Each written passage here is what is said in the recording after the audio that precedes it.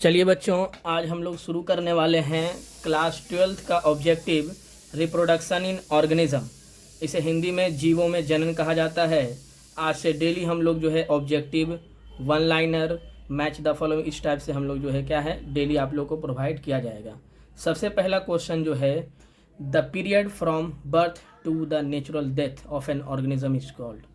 कहा जाता है कि जीव के जन्म से उसकी प्राकृतिक मृत्यु तक का काल क्या कहलाता है। यानी जो है कोई इंसान जो है जब पैदा लेता है और जब मरता है, दोनों के बीच के ड्यूरेशन को हम लोग क्या कहते हैं। ऑप्शन 1 जीवन प्रत्याशा, लाइफ एक्सपेक्टेंसी, गलत जवाब। सेकंड जीवन अवधि, लाइफ स्पैन।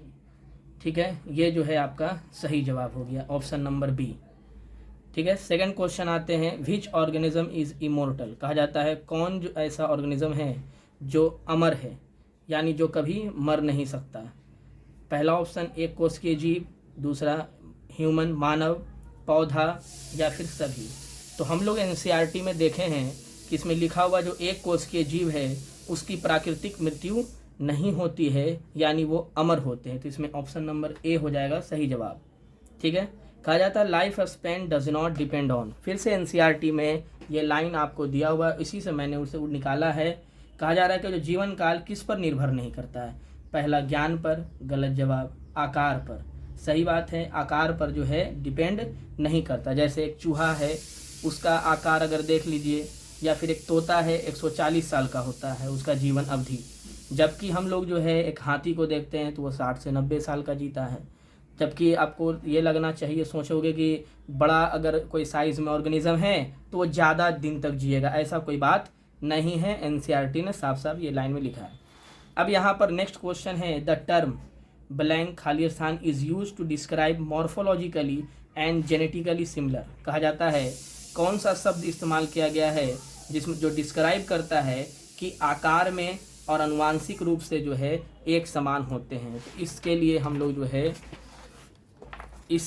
है आपको जो है कौन सा शब्द इस्तेमाल किया गया। सिस्टम नहीं, जीन नहीं, क्लोन शब्द का इस्तेमाल किया। यानी क्लोन क्या हुआ कि अगर कोई जीव रचना में और आपको जो है अनुवांशिक में, दोनों में अगर समान होते हैं तो उसे हम लोग क्लोन कहते हैं। ठीक है, अब यहाँ पर हमने एनसीईआरटी का जो है क्या किया है।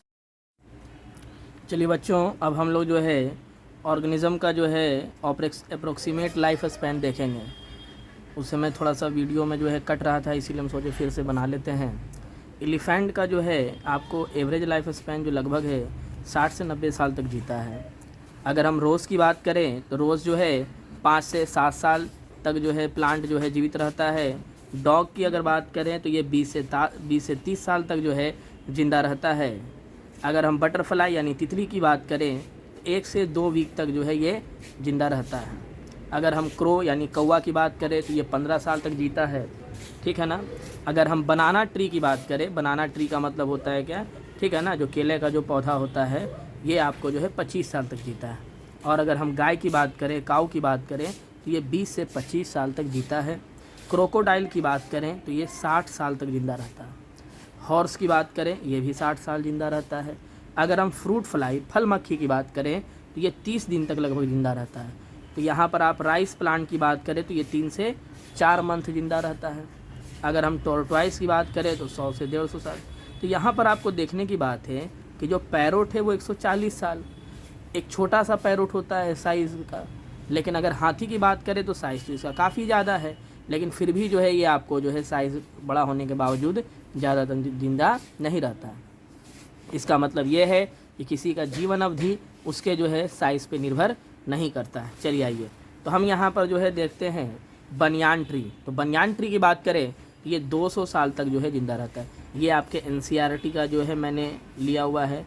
ये एक इम्पॉर्टेंट आपको जो है क्या है चार्ट है, जिसे आप लोग को जो है सभी को याद करना जो है बहुत ज़रूरी है। ठीक है ना, इसे आप लोग स्क्रीनशॉट लेकर एक बार इसे ज़रूर याद कर लें, क्योंकि बार बार जो है बिहार बोर्ड में जो है ऑब्जेक्टिव के रूप में ये सवाल आ चुका है और हो सकता है आगे एक्सपेक्टेड क्वेश्चन के रूप में आ जाए। इससे आपको जो है ज़्यादा काम आएगा। ठीक है ना। मिलते हैं हम लोग एनसीईआरटी से कई सारे ऑब्जेक्टिव को निकालेंगे और आप लोग को जो है प्रोवाइड करेंगे। फिर मिलते हैं कल। ठीक है, थैंक यू।